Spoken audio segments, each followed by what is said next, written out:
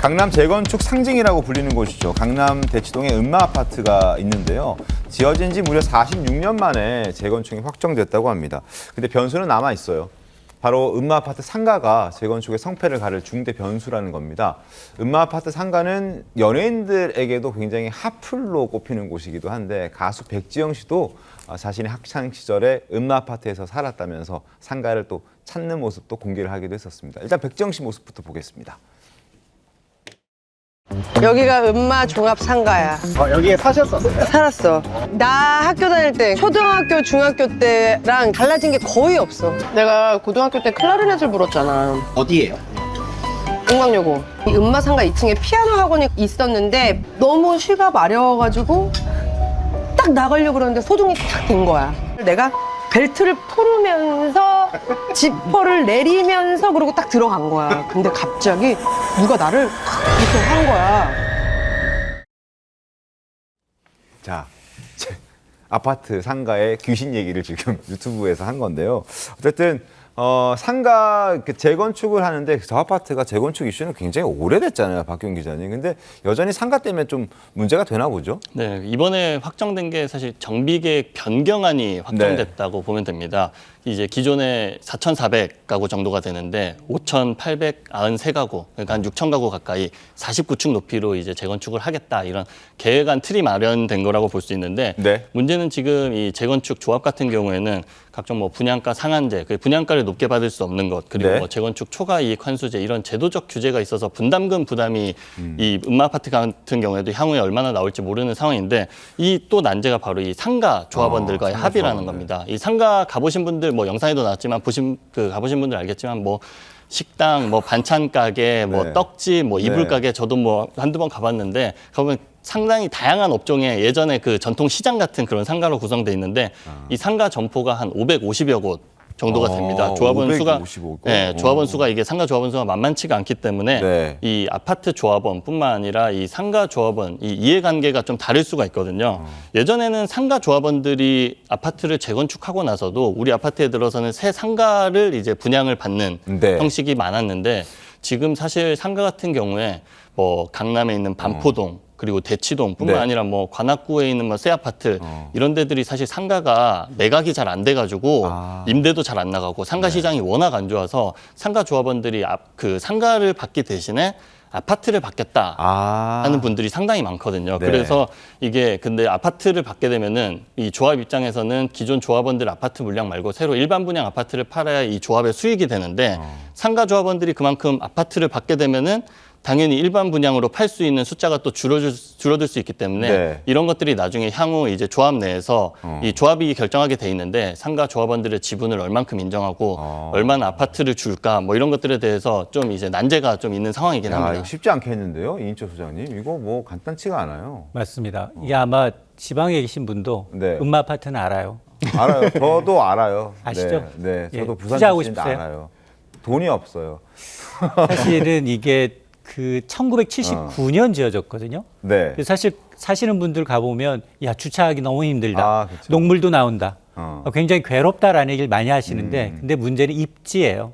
여기는 입지. 대치동 사교육 1번지를 걸어서 도보로 갈 수 있는 지역입니다. 아, 그러다 보니 지금 어쨌든 이제 최고 층수 규제에 막혀 있던 게 네. 35층까지밖에 못 짓습니다.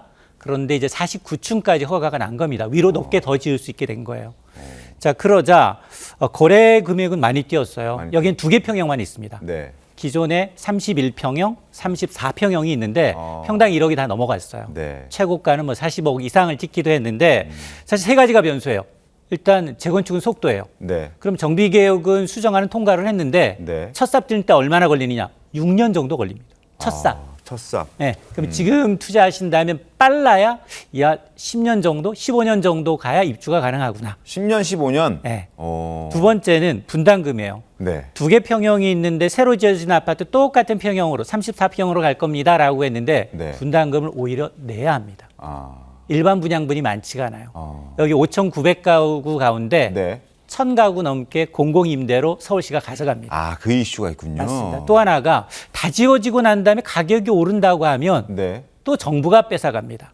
초과 이익 환수제. 2천만 원 넘으면 이제 그거의 이제 절반 이상을 환수해가는 제도가 남아있기 때문에 네. 이 세 가지 변수를 꼭 이제 체크를 하셔야 합니다. 그러니까요. 음마 아파트 저도 잘 알아요. 근데 이제 안 되는 이유도 상가 때문이라고는 하지만 이것도 십수년 전부터 음마 아파트 재건축의 중심이었고 앞으로도 지금 10년, 15년 걸린다고 하면은 중요한 건 투자를 지금 해야 되냐? 아니면 관심 있는 부동산에 관심 있는 뭐 돈 좀 있는 사람들 이 음마 아파트 지금 사도 괜찮은 건가?라는 생각을 하실 수도 있어요. 어떻게 해야 됩니까? 제 지인이 네. 가지고 있어요. 네, 가지고 있어요. 네, 한 20년 전에 샀대요.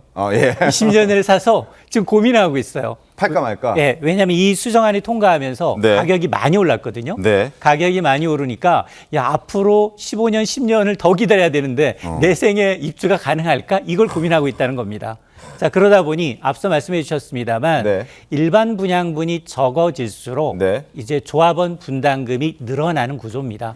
지금은 어느 정도 이 재건축에 대한 가격이 많이 반영이 돼 있어요. 네, 이미 선반영되어 있겠죠. 선반영돼 있는 게 있거든요. 그러니까 이제 그 속도를 좀 보시고 정부가 이제 여러 가지 분담금 문제며 그리고 이제 초과이익 환수제 문제며 네. 앞서 이제 과연 이제 상가들이 너무 발달돼 있어요.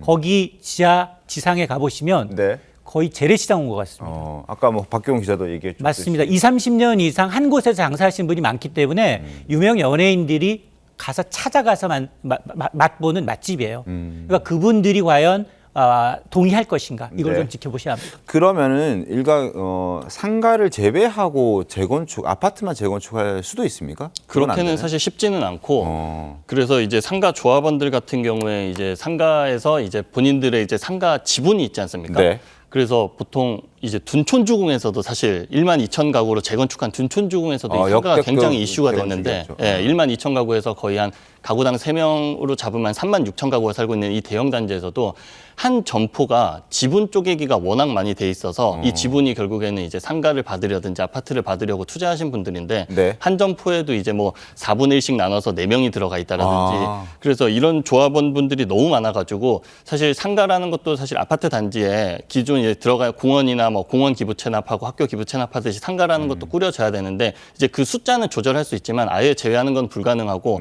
이제 조합에서 과연 이 상가 조합원 수를 이제 향후 상가를 받을 걸 얼마나 이제 숫자를 배치를 할지 이런 것들은 이제 조합 내부에서 아무래도 민간 사업 주체다 보니까 정해야 할 것으로 보입니다. 알겠습니다.